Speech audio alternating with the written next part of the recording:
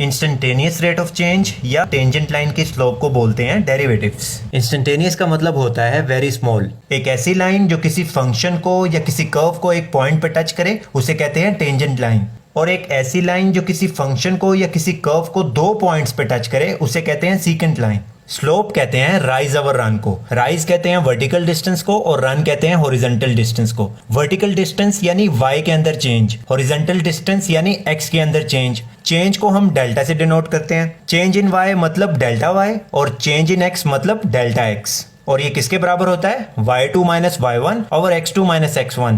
और ये फॉर्मूला तब लगता है जब किसी फंक्शन पर हमें दो पॉइंट्स गिवन हो। फॉर एग्जाम्पल ये एक फंक्शन है, इस पर हमें दो पॉइंट्स गिवन है। इस पॉइंट का x कोऑर्डिनेट x1 है और y कोऑर्डिनेट y1 है। इसी तरह इस पॉइंट का x कोऑर्डिनेट x2 है और इस पॉइंट का y कोऑर्डिनेट y2 है। और इसकी स्लोप निकालने के लिए फॉर्मूला क्या लगेगा? y2 माइनस y1 और x2 माइनस x1। अब इस ग्राफ की मैं थोड़ी सी मुश्किल लेबलिंग करने लगा हूं। ये एक फंक्शन है, इस पर हमें दो पॉइंट्स गिवन है। ये इसका x कोऑर्डिनेट है और ये इसका f ऑफ x कोऑर्डिनेट है। इसी तरह ये एक पॉइंट है। अब इसका x कोऑर्डिनेट क्या होगा?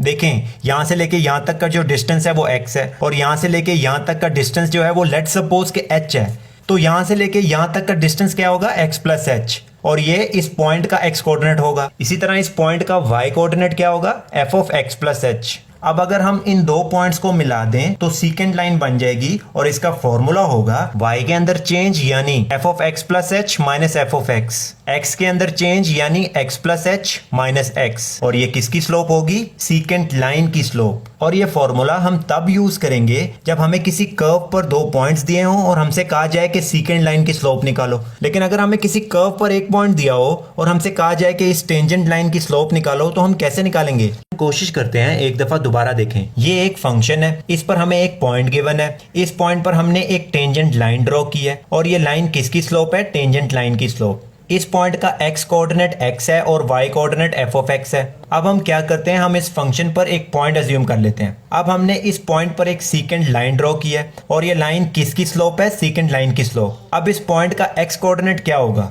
देखें, यहां से लेके यहां तक का डिस्टेंस x है और यहां से लेके यहां तक का डिस्टेंस लेट सपोज के h है। तो यहां से लेके यहां तक का डिस्टेंस क्या होगा? x plus h। तो इस पॉइंट का x कोऑर्डिनेट होगा x प्लस h और y कोऑर्डिनेट होगा f of x plus h। अब मैं क्या करता हूं, जो पॉइंट मैंने अज्यूम किया हुआ है उसको उठाता हूं और यहां ले जाता हूं, तो ये लाइन कुछ ऐसे बनेगी। फिर उठाता हूं और यहां ले जाता हूं, तो ये लाइन ऐसे बनेगी। ऐसे करते करते जैसे ही ये पॉइंट इस पॉइंट के ऊपर आएगा तो सीकेंट लाइन की स्लोप टेंजेंट लाइन के स्लोप के बराबर आ जाएगी। अब इसको मैथमेटिकली देखते हैं। सीकेंट लाइन की स्लोप किसके बराबर होती है ये मैं आपको बता चुका हूं। अब ये x और ये x कैंसिल आउट हो जाएंगे और बचेगा f of x plus h minus f of x divided by h।